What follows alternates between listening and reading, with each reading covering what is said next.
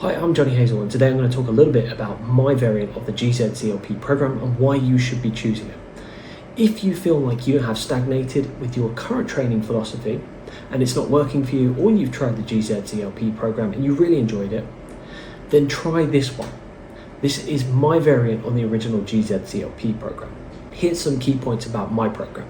Firstly, it is a 12-week program split into 3 phases of 4 weeks. Each phase, the intensity increases and the overall volume decreases. We start with 80% of our 5 rep max. I have a 5 rep max calculator built into my program, so you can use that to find your original 5 rep max. That is what you use to find your main lift weights for this program. That's much more helpful than just guessing what your 5 rep max could be based on your 1 rep max. You train 3 times a week, not 4, 3 times a week, split into 3 training sessions: Monday, Wednesday, Friday, Tuesday, Thursday, Saturday. This is the perfect training frequency per week for someone who might be an intermediate to novice lifter in that sort of beginning phases. You don't need to train any more than that. In addition to that, there are 3 tiers of exercises like the original one, but I've gone out of my way to make it more disciplined, more structured and more organized. Firstly, for the tier 1 exercises, the variant that I have is I've included the strict barbell overhead press into the main lift, because this is a really beneficial lift for not just your bench press strength, overall bench press strength, but also your deadlift. It works your posterior, your anterior, your lateral deltoids, your upper chest muscles, your traps, your rhomboids, your core. It is a fantastic exercise to incorporate in your training routine. You shouldn't put too much focus on it, but it should be in there and taken as a main lift rather than a tier 2 lift, which is a secondary exercise. The tier 2 exercises that I've chosen for this program are variations on the main lift that will help you break through any sticking points on those main lifts. They've been chosen based on their success rate. There's a drop-down list for you to choose from, and you choose the one that you like the most. Tier 3 exercises are your hypertrophy, isolation or bodybuilding exercises that you can use to add some muscle whilst you're doing this training program. I have included a very large drop-down list of exercises for you to choose, so you have a wide option available to you, and these can change each training phase. You don't have to do the same exercise from week 1 to week 12. Each training phase you can change these.